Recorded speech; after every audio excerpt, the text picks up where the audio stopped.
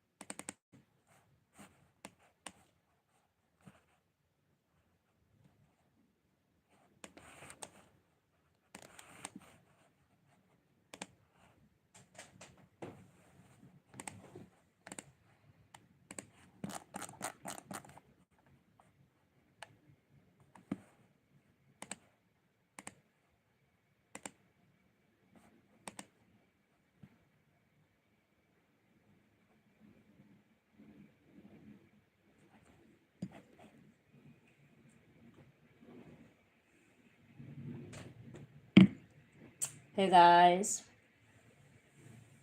you guys have a good day today. Gotta study even when you don't feel like it. That's actually really when it counts.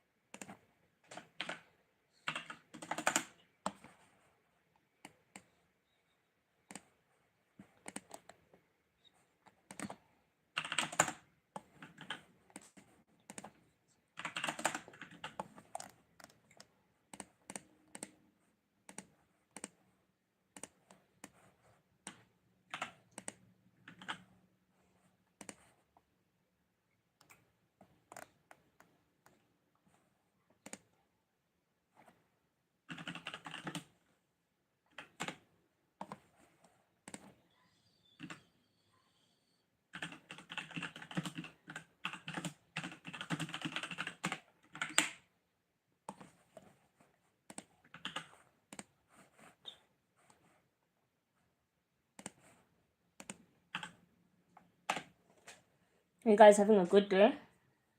What are you guys working on?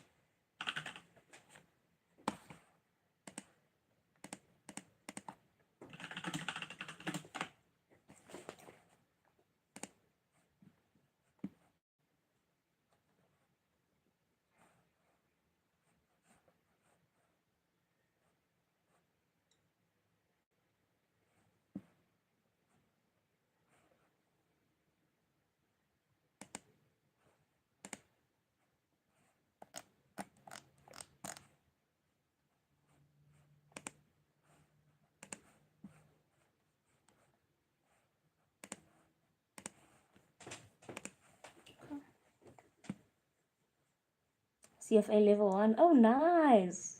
Nice. May or November or June, July?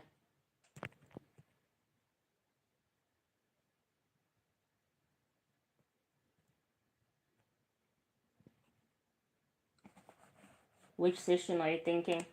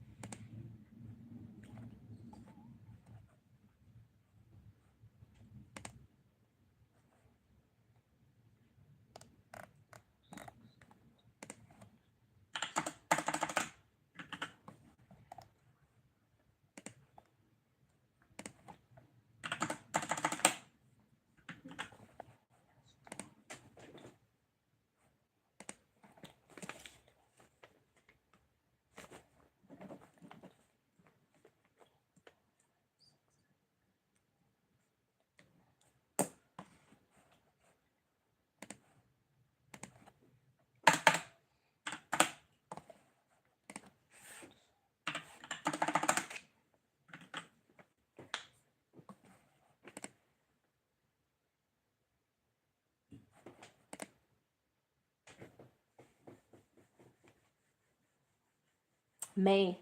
Oh, I'm also writing in May. Cape Town or Josie? Hi, I can say. What are you guys working on?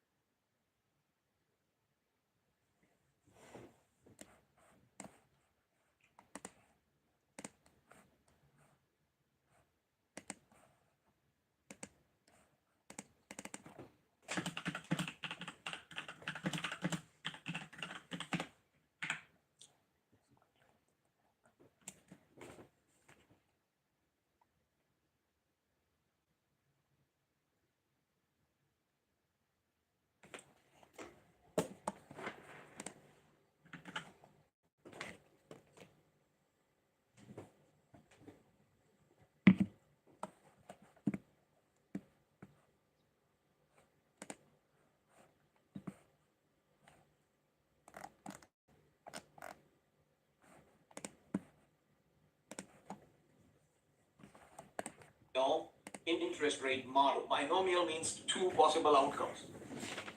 Now, so, if I were to look at the interest rates going forward, this valuation. Now recognize this example that we just went through, extraction of the spot rates or bootstrapping spot rates, and then using it in a bond valuation is not something that you would be able to do in 3 minutes. So the exam questions are going to be designed to be limited to 3 minutes, oftentimes a lot less than 3 minutes, especially if it is a qualitative question. So recognize it that this is not a representation of what you would see actually on the exam. As long as you're understanding the mechanics behind what we just did, you should be in good shape. All right, now we go on to the binomial interest rate model. Binomial means two possible outcomes. Now, so, if I were to look at the interest rates going forward, going into the future, and I'm only focusing on one period rate. So today, I know what the one period rate is. That is the one year spot rate. So Z1 is known with certainty. And there's only one possible value when something is known with certainty. However, the spot rate that is going to exist 1 year from now. So the future spot rate, future 1 period or 1 year spot rates, those are uncertain. Under the binomial model, there are two possible outcomes, and we will see how that tree is constructed. Now, all interest rate trees are assuming equal probability. And so, always remember, interest rate trees, the interest rate binomial trees, all have equal probability, 50-50 for up and down. There are two possible outcomes. Now,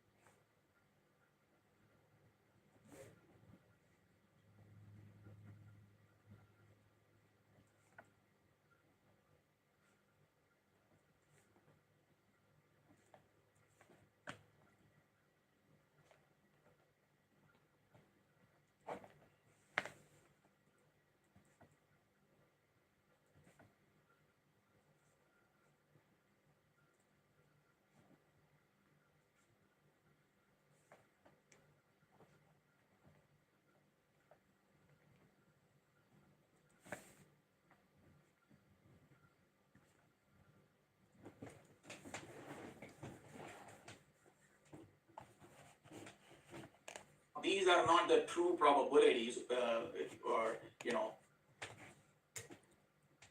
Binomial trees, bossman. Binomial interest rate model. Whether the rate will be higher than what it is now or lower than what it is now. Those are not true probabilities. They are considered to be risk neutral. And they are risk neutral because the tree itself is calibrated.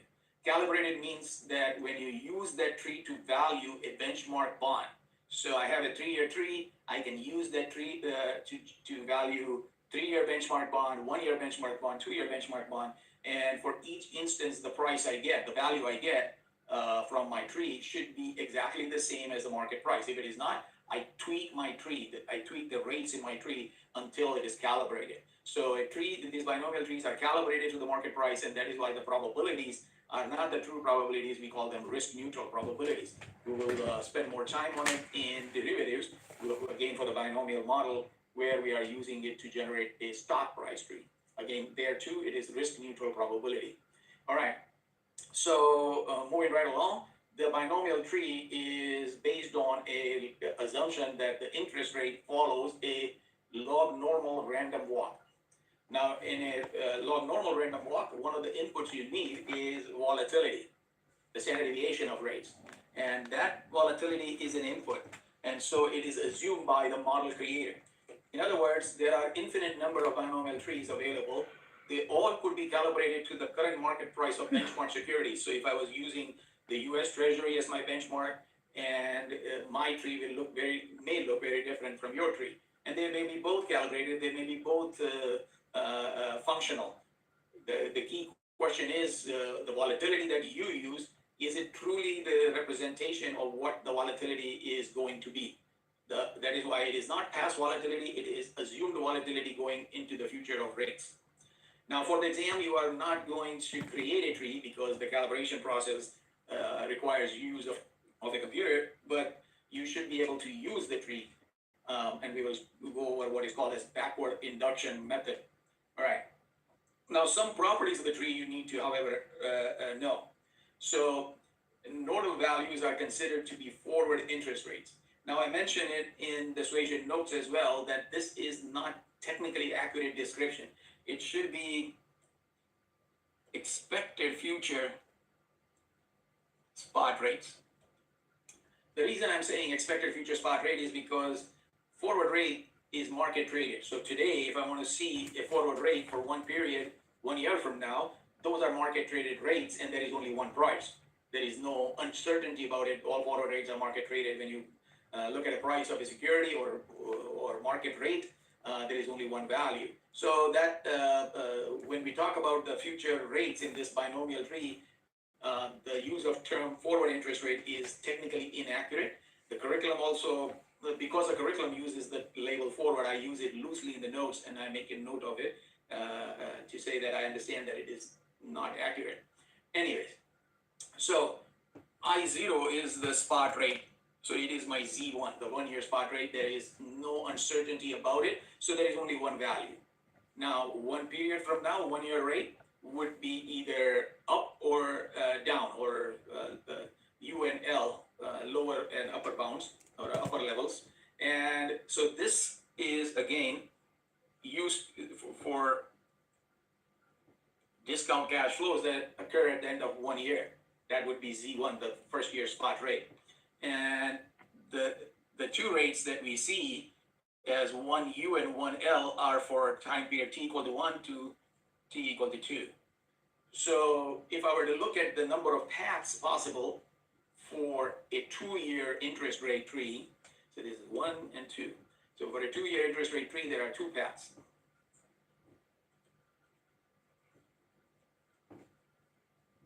All right. And if I go one more period ahead, so again, the tree starts expanding. And now what you see is the from 1U, there are 2 possible outcomes, binomial tree, and it can be 2UU or 2LU. And because binomial trees are constructed to be recombining, meaning that there is a convergence of nodes, the middle node is the same. So the rates can, in period t equal to 2 to t equal to 3, there are 3 possible rate outcomes possible. All right. So now, if you were to count the number of paths, you get 1. I'm going to label it 1. And then 2 is up, down. 3 is down, up. And then 4 is down, down. So there are 4 possible paths in a 3-period binomial tree. And so the math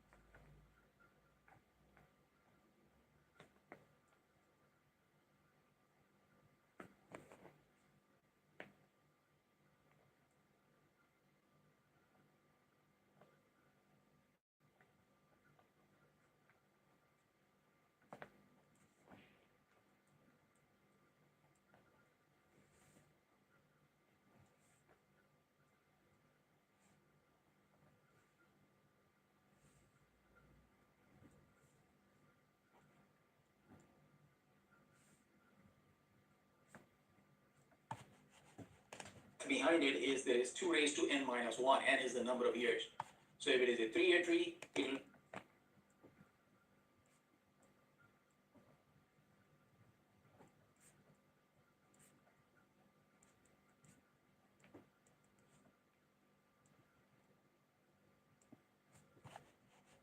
be 2 raised to 3 minus 1 or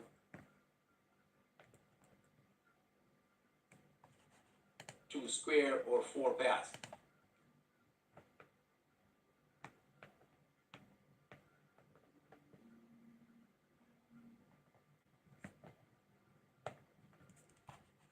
If it is a 2 period tree, it will be 2 minus 1, 2 raised to 1, or 2 possible paths. And this is something that we will talk about in the next module. All right, some characteristics of binomial trees. So the future rates, again, are expected future spot rates. We also use the label forward interest rate loosely here. And the separation between adjacent nodes for the same time period is 2 standard deviations. And you can calculate it. So you start with the lower one. Multiply e raised to 2 sigma. Remember log normal. So Euler's e raised to 2 sigma, that will give you the upper node value. So 1u is simply the lower level.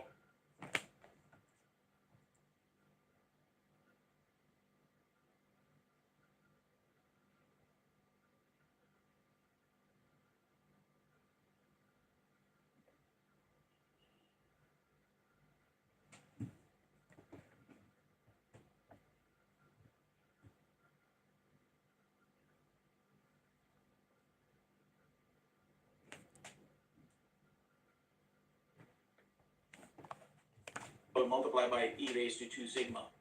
And conversely, if I start with the upper level, I can multiply by e raised to negative 2 sigma to get to the lower level. Now, if I want to go from in period 2, not adjacent node, but one removed node, then I just take it 4 sigma. E raised to 4 sigma to go from the bottom node in year 2 or in year 3 and get to the top node in that same time period. So that is the characteristic 2 sigma, 2 standard deviation separation between adjacent nodes in a time period. All probabilities are equal. We already went through it. All interest rate tree, the probabilities are 50-50, and that will not change. So, don't forget that, because we will get to more advanced models, and sometimes, especially when we get to derivatives, you may forget that interest rate tree is all. We're pushing. The only thing that matters is on the uncomfortable chair. Sitting on the uncomfortable chair, and do it as no one can do it for us as people if you want uncomfortable growth. 100. Someone's got to do the hard work. Automatically 50-50. Now the backward induction methodology. What we use is binomial trees to value bonds. And the way we value bonds is using what is called as backward induction. Backward induction means start at the end and move backwards. So you value the bond moving backward from the last period to time 0.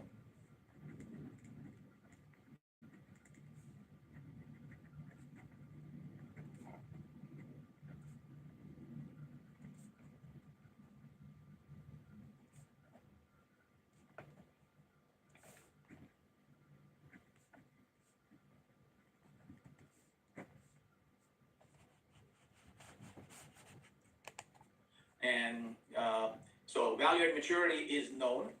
There is a logic why we start backwards, because the value at maturity is known. At maturity, what bond is worth what?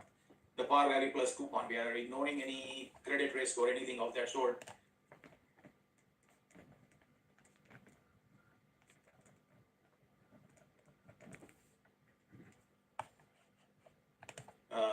Initially, when we get to credit analysis models, that will incorporate that.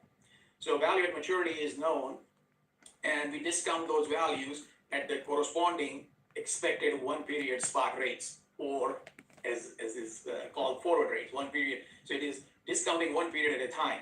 Because the probabilities are equal, we can calculate the average of the two, or multiply.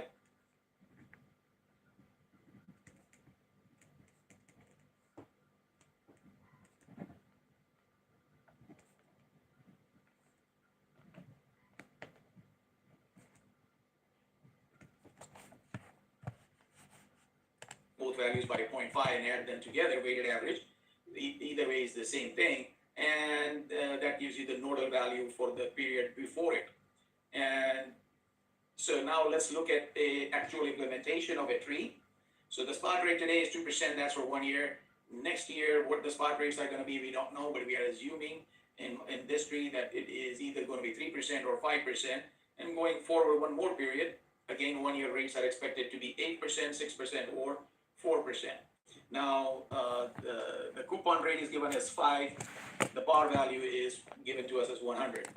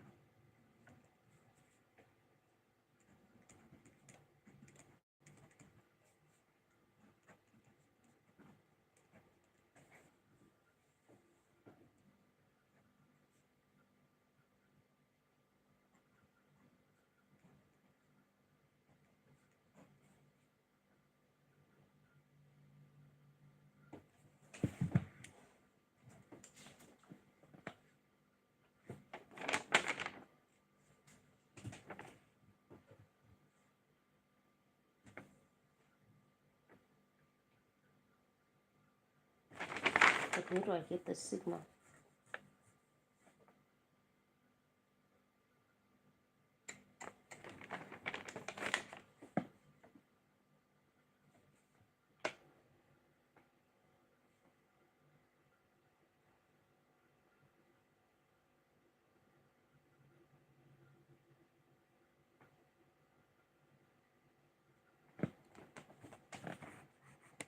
So at the end of 3 years, we have the par value plus coupon, known cash flows. Notice there is no divergence between any of the 3 nodes there. We're going to discount these cash flows at different rates though, because there are 3 rates for going time 2 to 3. And the 3 rates are 8%, 6%, and 4%. So 105 divided by 1.08, that will give me the value of 97.22. Yep, that's wrong.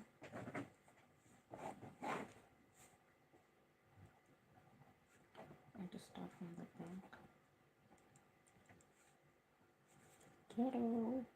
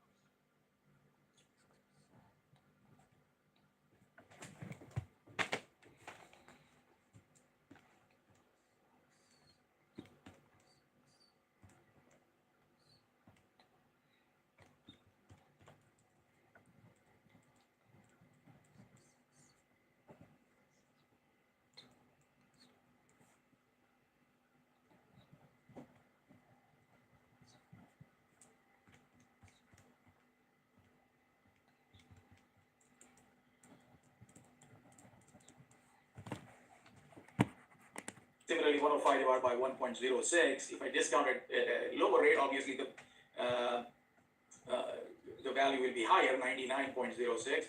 And if I go below the coupon rate of 5%, I'll get the bond trading at a premium of 100.96.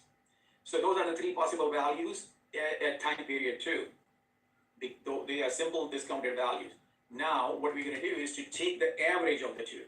So 97.22 plus 99.0.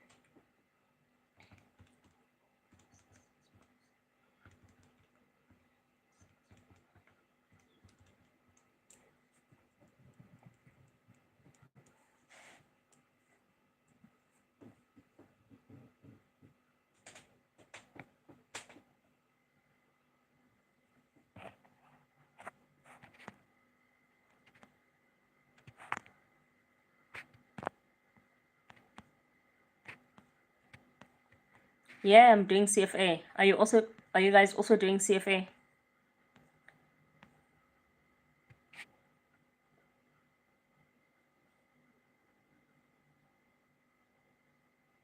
Oh, it's so beautiful. People are chatting in the comments. 0.06, the average of those two, and that will feed into the T1 node, 98.23. One common mistake, forgetting the coupon before discounting. So now if I was discounting at 5%, I need to take 103.23 divided by 1.05. So don't forget the coupon. I did in fact forget the coupon.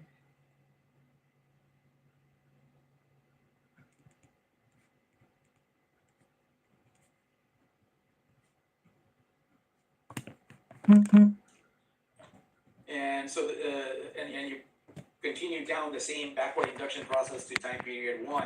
Again, take an average of 98.23, 101.95, and then discount it now for one period at 2%, and you get 103.03 as your backward inducted value for this bond. So pretty straightforward, but it requires a little bit of practice so that you get a hang of it. Yeah, that's true. This is more where you should be focusing on, dotting your I's and crossing your T's, not making silly mistake. As you form a mechanical approach, you will be okay. So once again, what did we do? We have discounted all of these values for one period at a time. Secondly, don't forget to add the coupon when you take the average values from the ladder node, backwards. and then just work it backwards and discount at different rates. The spot rate in each node is different, so don't forget that. So that is your backward induction. We'll see more of this as we move along with. Oh, I didn't even discount.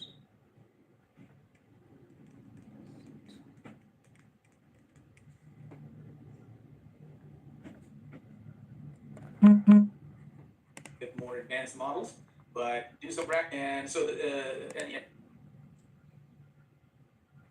and you continue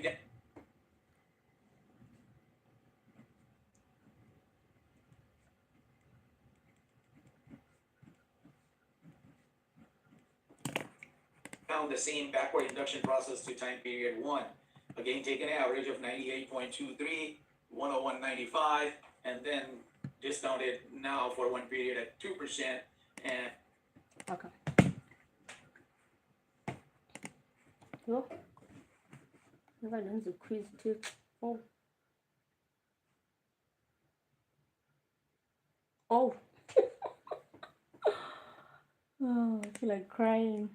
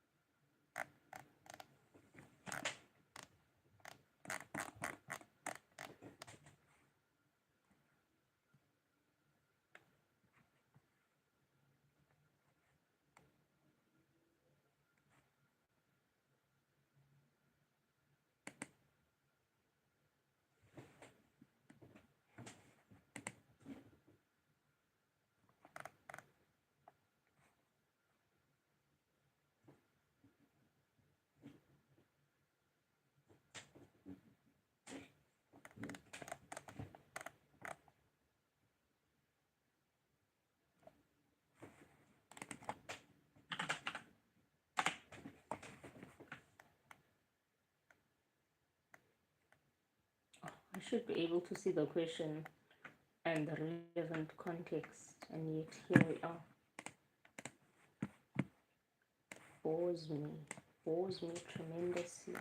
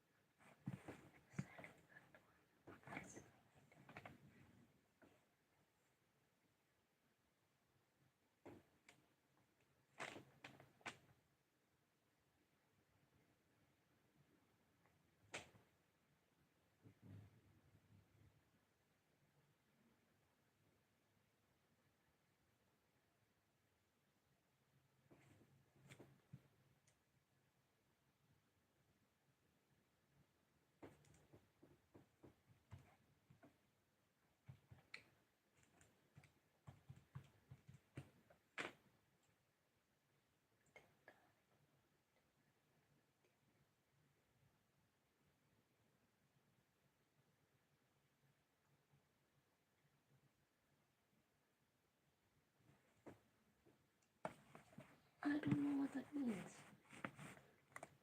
Bruh, I don't even know what they're asking me.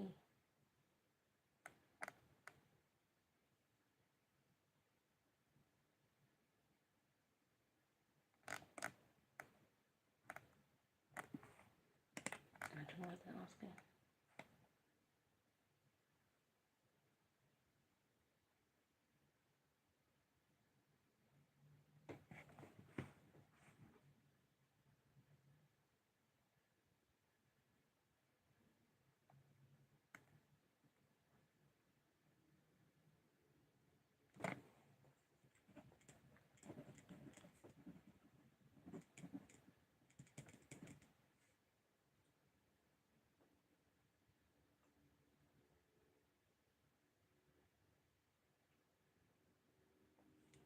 Hi guys, and yes.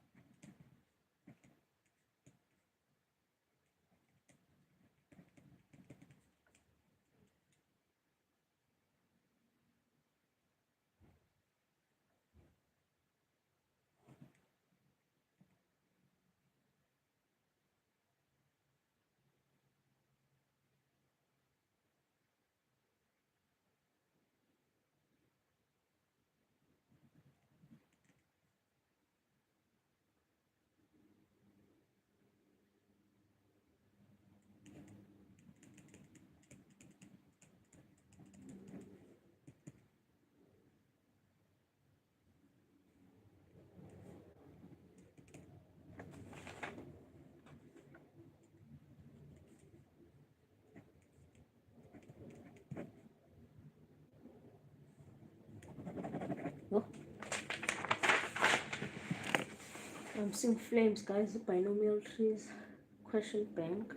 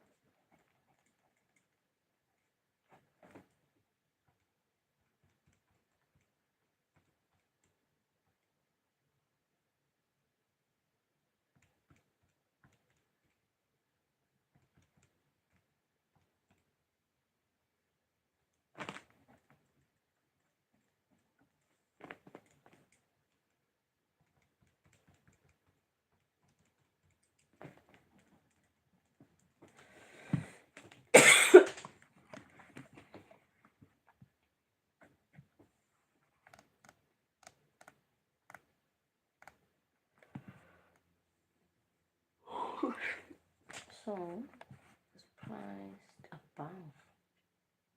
Yeah, I think it's priced above. Which of the assumptions regarding the construction of the interest rate want us to write?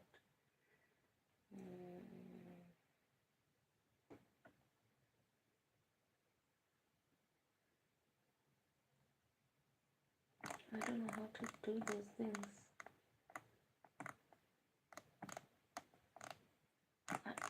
I don't know what's happening.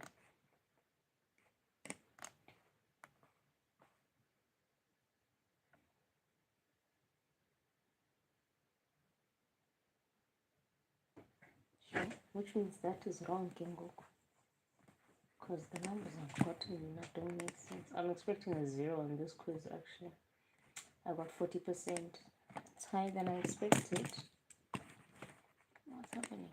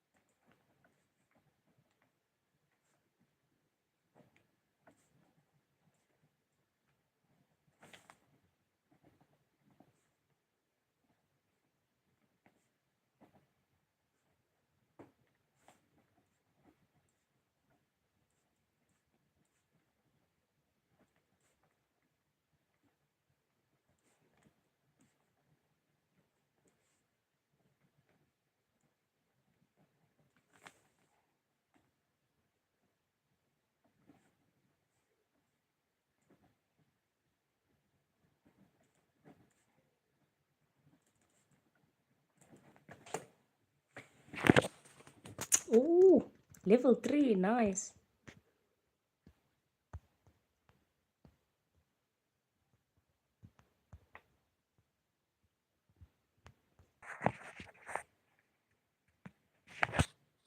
Oh, it's chartered financial analyst. There's 3 levels.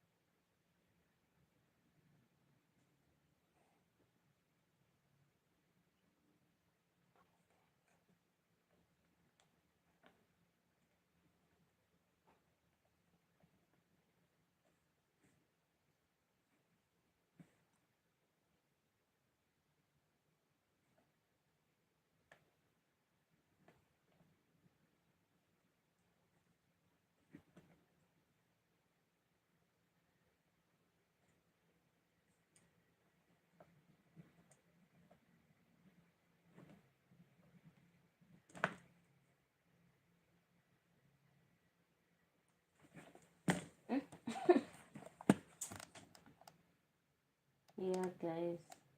Yeah. Oh.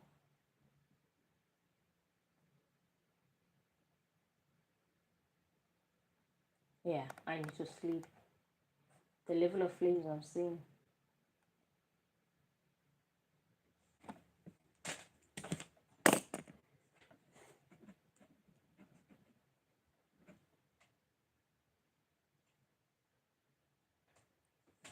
Thanks to me.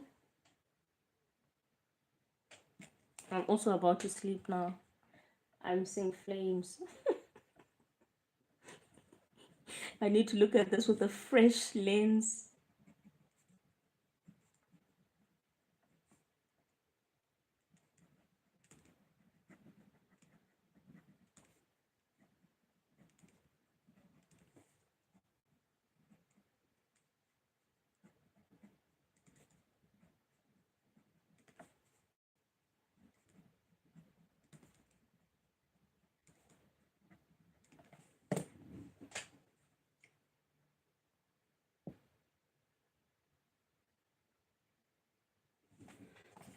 What was the assumption we made? The log normal model ensures that interest rates are non-negative, yes. The log normal model ensures a constant volatility of interest rates at all levels, no. It doesn't control volatility. Okay, yeah. Log normal random walk. Ensure non-negativity, but will lead to higher volatility at higher interest rates the further out you are. Use the backward induction model. What did I have? 992. Where did I get 296? Oh.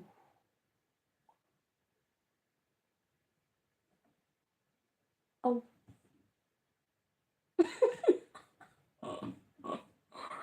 Hey, that's so wrong.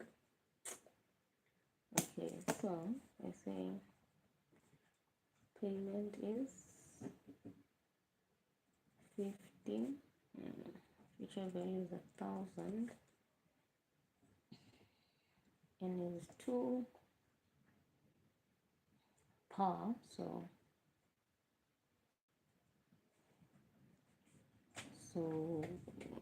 present value is 50 par. So I is 5. So present value is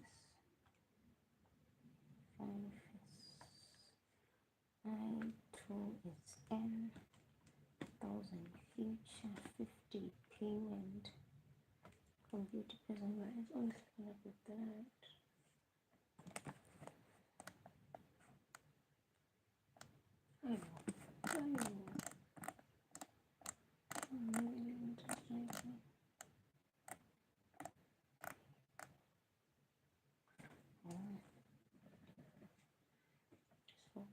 Yeah. 5749 PV. Oh, okay, so 4,5749. That's one.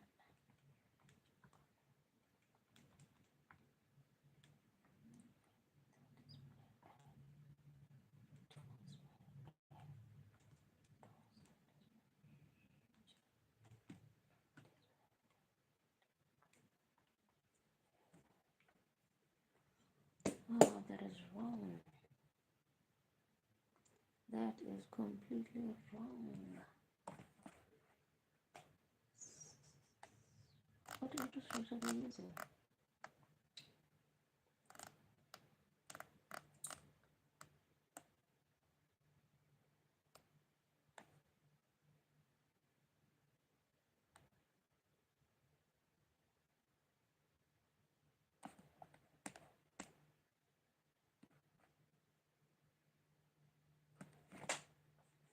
But that's what I'm using, so what am I doing wrong?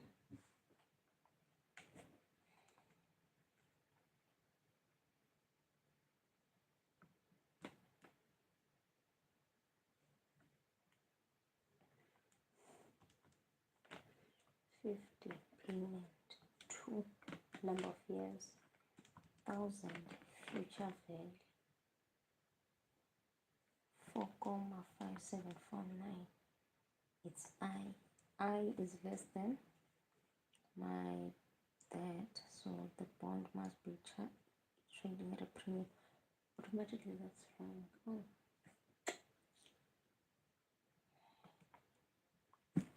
why am I getting it wrong?